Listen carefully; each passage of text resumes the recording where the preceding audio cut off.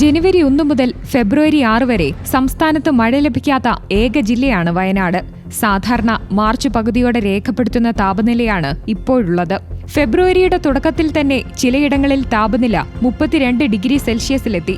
അമ്പലവയൽ പ്രാദേശിക കാർഷിക ഗവേഷണ കേന്ദ്രത്തിലെ കാലാവസ്ഥാ ബുള്ളറ്റിൻ പ്രകാരം ജില്ലയിൽ വരും ദിവസങ്ങളിലും 32 ഡിഗ്രി ചൂട് അനുഭവപ്പെടുമെന്നാണ് മുന്നറിയിപ്പ്. സാധാരണഗതിയിൽ നമുക്കൊരു 5-8 വർഷം മുമ്പൊക്കെ നോക്കുകയാണെങ്കിൽ നമുക്ക് മാക്സിമം ഒരു 28-29 അല്ലെങ്കിൽ 30 ഡിഗ്രി വരെയൊക്കെ വരാറുള്ളൂ. ചില ദിവസങ്ങളിൽ മാത്രമേ കൂടാറുള്ളൂ.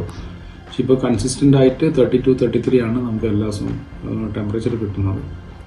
ബത്തേരി ഒരു ദിവസം 36 ഡിഗ്രി വരെ കൂടിയിട്ടുണ്ട്, പ്രത്യേകിച്ച് ഹീറ്റ് വേവ് ഉണ്ടായിട്ടുള്ള ദിവസങ്ങളിൽ.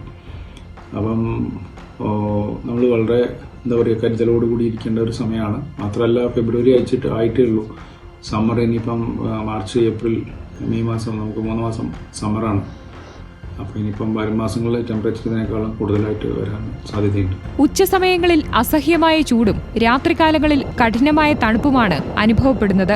കഴിഞ്ഞ വർഷത്തേക്കാൾ കടുത്ത ചൂടിലേക്ക് വയനാട് നീങ്ങുമെന്ന സൂചനയാണ് കാലാവസ്ഥാ നിരീക്ഷകർ നൽകുന്നത്. ചൂട് കൂടിയതോടെ ജില്ലയിലെ ജലാശയങ്ങളിൽ നീരൊഴുക്ക് കുറഞ്ഞു തുടങ്ങിയിട്ടുണ്ട്.